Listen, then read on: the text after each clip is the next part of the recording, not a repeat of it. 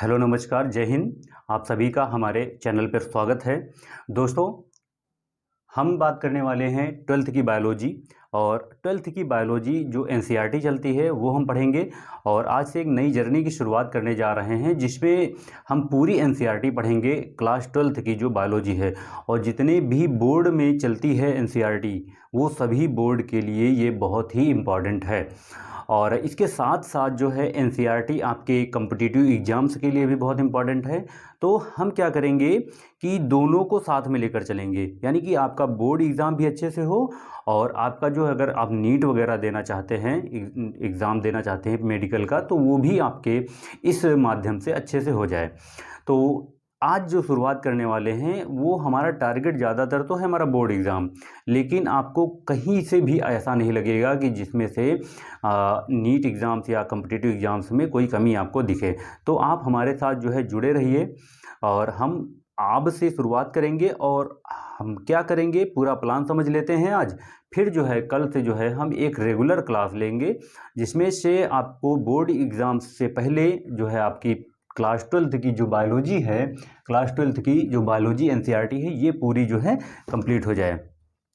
तो इसमें हम करेंगे क्या, हमारा टारगेट क्या है, तो सबसे पहले वो समझ लेते हैं। तो उसमें समझना ये है कि जो आपकी 12th की जो बायोलॉजी है, जो 12th की जो बायो है एनसीईआरटी, बायो एनसीईआरटी है, इसमें जो है टोटल जो है 13 चैप्टर हैं। जो टोटल कितने हैं, 13 चैप्टर हैं, 13 चैप्टर हैं। इन 13 चैप्टर को हमें अच्छे से पढ़ना है, जिसमें से शुरुआत के जो आधे चैप्टर हैं, हाफ हैं, वो बहुत इंपॉर्टेंट हैं क्योंकि उनका वेटेज ज़्यादा है। इसके बाद जो है इसमें हमारा टारगेट क्या रहेगा कि हम जो 13 चैप्टर हैं इसमें जो है जब हम पढ़ेंगे पूरे चैप्टर कंप्लीट कर लेंगे, तो हमारा टारगेट जो आएगा कि हमें टारगेट क्या रखना है बोर्ड एग्ज़ाम्स के लिए। तो हमारा टारगेट है 95 प्लस जो है मार्क्स आने चाहिए। ये है। अब आएंगे कैसे, मैं पढ़ाऊंगा और आप रिवीजन करेंगे, आप मेहनत करेंगे, प्रैक्टिस करेंगे, रिवाइज करेंगे। मतलब बहुत बार रिवाइज करना है, मल्टीपल टाइम रिवाइज करना है। और तब जो है आपके 95% मार्क्स जो है आ जाएंगे कि 95 प्लस मार्क्स आ जाएंगे इसमें बायोलॉजी वाले सेक्शन में, जो बायोलॉजी का पेपर होगा। और ये आएंगे, मैं गारंटी देता हूँ, मैं आपके साथ हूँ। और आप जो है बस ये प्रॉमिस करिए कि हमारे साथ जो है आप लगातार बने रहेंगे और लगातार मेहनत करेंगे। और हम इसको कवर कर कितने दिनों में करेंगे, क्योंकि हमारे पास समय नहीं है।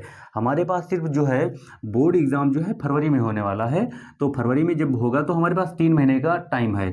तो लेकिन हम क्या करेंगे, जो बायोलॉजी आपकी इंटर की है, ये जो है हम आपका जो अभी आज 31 अक्टूबर है, तो नवंबर जो है 2023 से जो है दिसंबर 2023 तक, यानी कि 2 महीने में पूरी बायोलॉजी हम आपकी कंप्लीट करवाएंगे। बड़ी बात नहीं बोल रहे हैं, लेकिन करवाएंगे आपकी। और ये मैं आपको गारंटी दे रहा हूँ, बस आप हमारे साथ बने रहिए। 2 महीने में जो है 2 मंथ में जो है पूरी जो है बायोलॉजी आपकी जो है हम कंप्लीट करवाएंगे। और हमारा जो 13 चैप्टर हैं और टारगेट हमारा 95 प्लस मार्क्स का है। और नवंबर से दिसंबर 2 महीने में हम इस जो है 12th की जो बायोलॉजी है एनसीईआरटी, ये कवर करेंगे। और इसमें हम अच्छे से कवर करेंगे। उसके बाद जब समय हमारा बचेगा, इसके बाद जो जनवरी बचेगी, तो जनवरी में हम क्या करेंगे, तो जनवरी में जो है मैराथन जो है मैराथन क्लास भी लेकर आएंगे, जिसमें जो है 1 शॉट में जो है पूरा चैप्टर कंप्लीट होगा। यानी कि अगर 13 चैप्टर हैं, 13 चैप्टर हैं, तो हम 13 जो है लेक्चर लेंगे। और वो 13 लेक्चर क्या होंगे, 1 शॉट में होंगे, एक बार में एक चैप्टर कंप्लीट। यानी कि 13 दिन में जो है 13 लेक्चर 13 दिन, है ना, 13 डेज जो है 13 लेक्चर कंप्लीट हो जाएंगे। ये मैराथन होगा, लेकिन ये अभी नहीं, ये जो है जनवरी में होगा जब हम रिवीजन करेंगे, है ना। जनवरी 2024 से लेकर जो है आपके एग्ज़ाम तक, बोर्ड एग्ज़ाम तक जो है ये मैराथन चलेगा। लेकिन अभी नहीं, अभी हमें क्या करना है, डिटेल में पढ़ना है और रेगुलर रहना है, अच्छे से तैयार करना है, जिसमें नवंबर 2023 से दिसंबर 2023 तक 2 महीने में हमें इंटर की बायोलॉजी कंप्लीट कर देनी है। तो आपको ज़्यादा घबराना नहीं है, बहुत सिंपल है, बहुत प्यार से पढ़ेंगे, बहुत मस्ती के साथ पढ़ेंगे। एक भी कॉन्सेप्ट अगर आपका क्लियर नहीं होगा तो आप डाउट क्लियर करिए मुझसे और क्वेश्चन पूछिए, और जो है आप अपने कमेंट सेक्शन में जितने भी आपके क्वेश्चंस हैं वो मुझसे पूछिए, मैं उसका जवाब ज़रूर दूंगा। मैं आपके साथ हूं। तो जो है 95 प्लस मार्क्स कहीं नहीं गए, एक बार पढ़कर देखिए, मज़ा आएगा। ठीक है, तो अब क्या करते हैं, एक बार देख लेते हैं कि हमें कौन कौन से चैप्टर हमको पढ़ने हैं, ताकि हमें एक आइडिया लग जाए कि 13 चैप्टर हैं तो 13 चैप्टर क्या पढ़ने हैं। अब इसको एक बार नोट कर लेना, क्योंकि ज़रूरी है पहले पेज में, और एक आप कॉपी बना लीजिए, नोट करते चलिएगा, क्योंकि नोट करेंगे ताकि रिवीजन के लिए जब आप समय आपके पास हो तो आप रिवीजन करें। और रिवीजन कहाँ से करेंगे, कॉपी से, यानी कि जो नोट्स आप बनाए हुए होंगे। ठीक है, तो हमें अब शुरुआत करनी है कि पूरा है, एक बार इंडेक्स देख लेते हैं कि पूरा इंडेक्स क्या है, ओवरव्यू क्या है 12th बायोलॉजी का, यानी 12th बायोलॉजी का ओवरव्यू देख लेते हैं कि कितने चैप्टर हैं। ओवरव्यू देख लेते हैं। तो सबसे पहला चैप्टर जो दिया है वो दिया है पुष्पी पादपों में लैंगिक जनन। पहला चैप्टर जो दिया है वो दिया है, फर्स्ट चैप्टर है पुष्पी पादपों में लैंगिक जनन। पुष्पीय पादपों में लैंगिक जनन, पुष्पी पादपों में लैंगिक जनन पहला चैप्टर है। इसके बाद दूसरा है मानव जनन, और मानव जननांग या मानव जनन वगैरह जो दूसरा है वो मानव जनन, यानी कि अगर हम शुरुआत करेंगे तो सबसे पहले जनन क्या होता है, लैंगिक जनन क्या होता है, अलैंगिक जनन क्या होता है, जब शुरुआत करेंगे तब बात करेंगे। उसके बाद हम चैप्टर पे आ जाएंगे जिसमें पुष्पी पादपों में जो हमारे पुष्पी पादप होते हैं जिनमें पुष्प लगते हैं, उसमें लैंगिक जनन कैसे होता है वो हम अच्छे से पढ़ेंगे, बहुत मज़ा आने वाला है। इसके बाद मानव जनन पढ़ेंगे जिसमें नर जननांग और मादा जननांग ये दोनों पढ़ेंगे। इसके बाद जो है थर्ड चैप्टर जो दिया है वो मानव स्वास्थ्य दिया है, यानी कि जनन स्वास्थ्य, यानी कि हमें क्या करना होता है कि अपने जो हमारे जो सेंसिटिव पार्ट्स होते हैं उनके स्वास्थ्य की देखभाल करनी होती है। जनन स्वास्थ्य जिसमें जो है मासिक धर्म वगैरह जो है ज़्यादातर जो है जो महिलाएं होती हैं उसमें जो है प्रॉब्लम हो जाती है अगर उन्होंने सही से देखभाल नहीं की तो। और इसके बाद जो फोर्थ चैप्टर है, फोर्थ चैप्टर जो दिया है वंशागति तथा विविधता के सिद्धांत। वंशागति तथा विविधता के सिद्धांत। वंशागति तथा विविधता के सिद्धांत, और इसमें वंशागति देखेंगे कि जिसमें मेंडल ने मटर के पौधों के ऊपर जो है प्रयोग किए वो कैसे हुआ, और इसके बारे में पूरा डिटेल से पढ़ेंगे, बहुत अच्छे से पढ़ेंगे, कोई एक भी डाउट नहीं आपका रहने देंगे हम। इसके बाद जो फिफ्थ चैप्टर है वो फिफ्थ चैप्टर है वंशागति का आणविक आधार। इसके बाद फिफ्थ चैप्टर है वंशागति का आणविक आधार। वंशागति का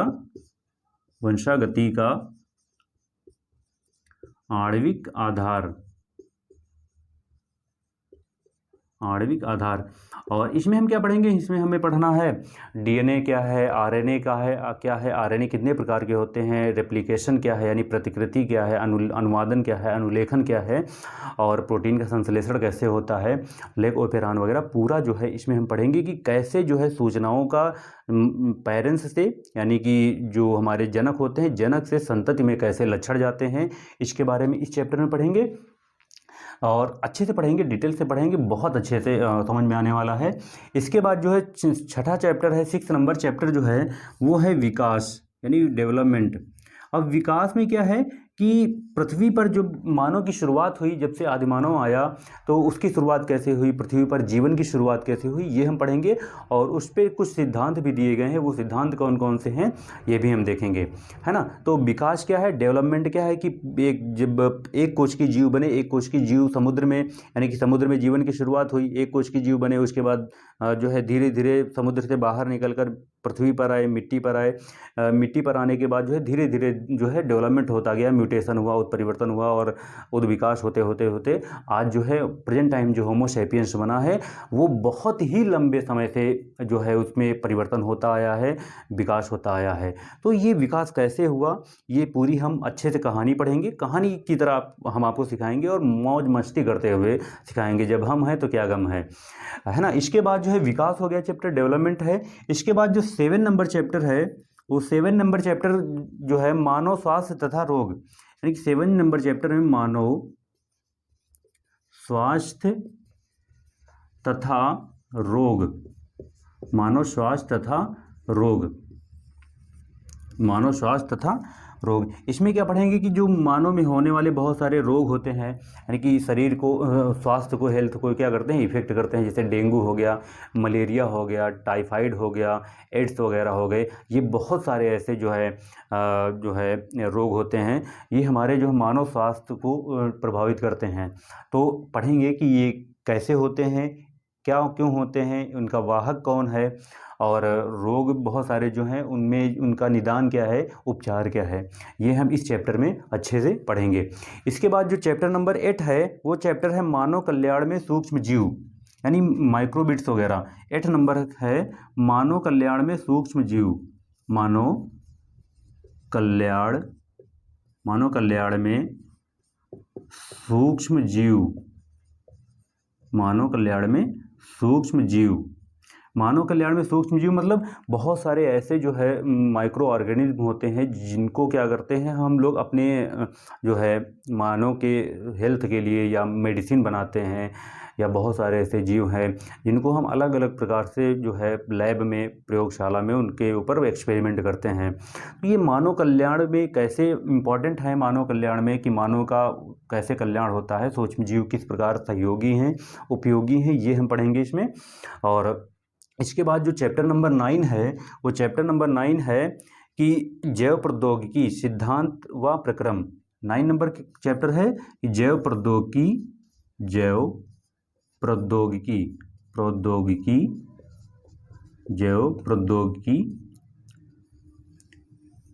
सिद्धांत एवं प्रक्रम,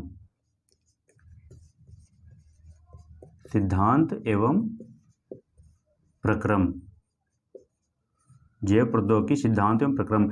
जैव प्रौद्योगिकी मतलब बायोटेक्नोलॉजी, जिसमें क्या करते हैं कि अब है क्या कि हमने कृत्रिम रोबोट बना दिया और उसमें इमोशंस डाल दिए, और बायोटेक्नोलॉजी की मदद से क्या करते हैं हम क्या करते हैं, अगर हमारे जीन में, हमारे डीएनए में कहीं भी कोई कमी होती है तो क्या करते हैं, आनुवांशिक कैंची के माध्यम से उस स्थान को काट कर जो है अलग से बनाई गई पार्ट को जो है उसमें लगा देते हैं, जिसकी वजह से अगर वो हिस्सा अगर रोगग्रस्त है वो बाहर हो जाता है।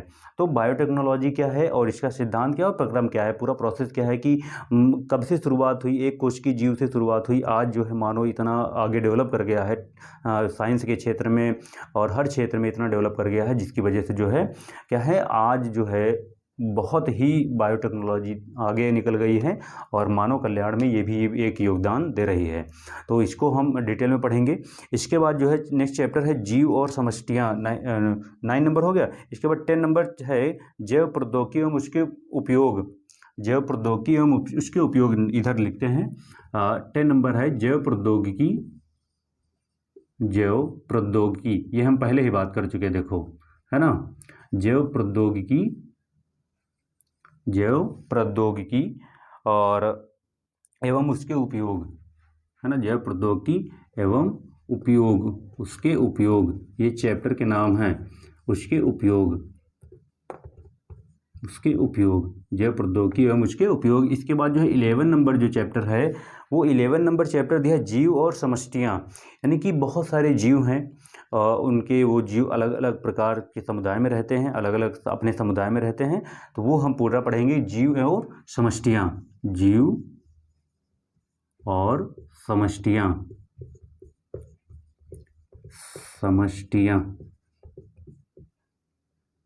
है ना। तो ये 11 नंबर चैप्टर है, ये आगे ज़्यादा बड़े नहीं हैं, छोटे छोटे होंगे और बहुत जल्दी हम इसको कवर कर लेंगे।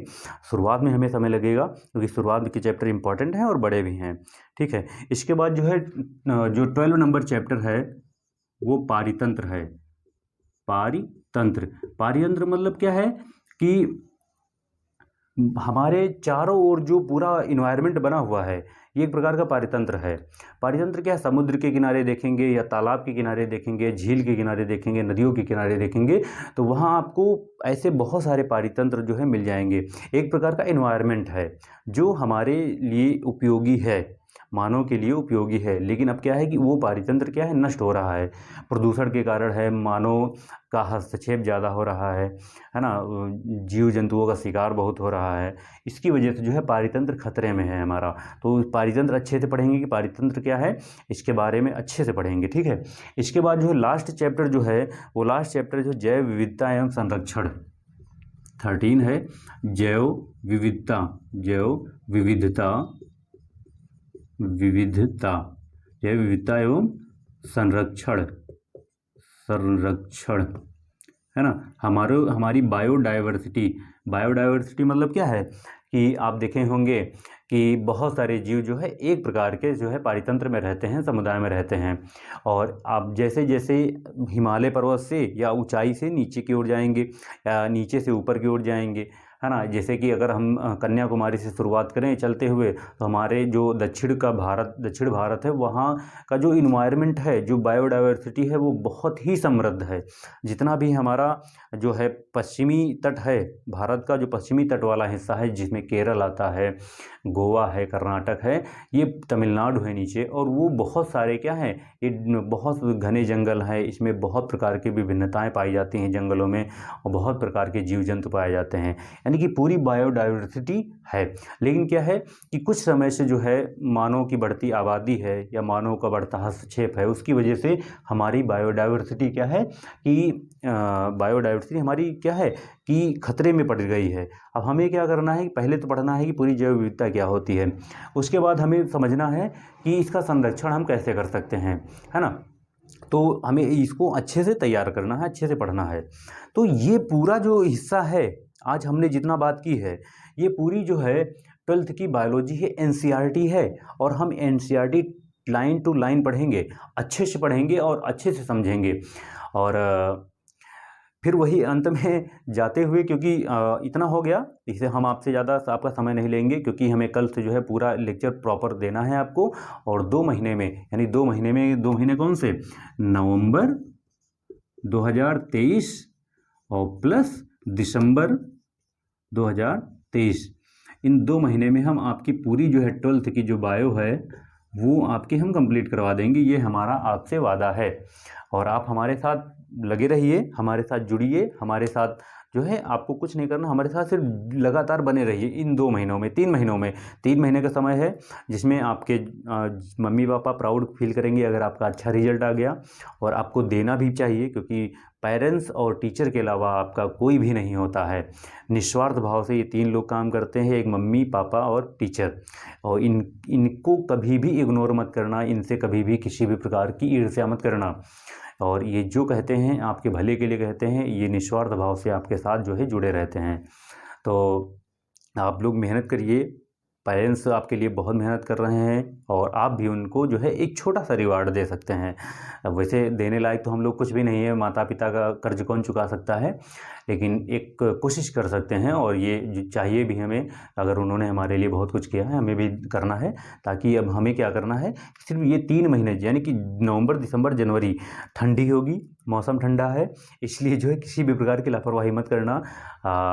अच्छे से खाना, अच्छे से सोना, अच्छे से पढ़ना, क्योंकि सब कुछ अच्छा ही होगा। फिर अगर ऐसा नहीं करेंगे, लापरवाही करेंगे कि ठंडी लग रही है, रजाई के अंदर थोड़ा और पढ़ लें, तो नहीं, ऐसा मत करना प्लीज़। और ये अब त्यौहार शुरू होने वाले हैं, और इधर जो है निमंत्रण भी शुरू होने वाले हैं तो प्लीज़ ज़्यादा घूमना वूमना नहीं, त्यौहार वगैरह एक दिन मना लेना अच्छे से, फिर अपनी पढ़ाई में जुट जाना, क्योंकि तुम्हें तुम्हारी खुद की लाइफ है, तुम्हें खुद डिसाइड करना है कि तुम्हें बनना है या बिगड़ना है।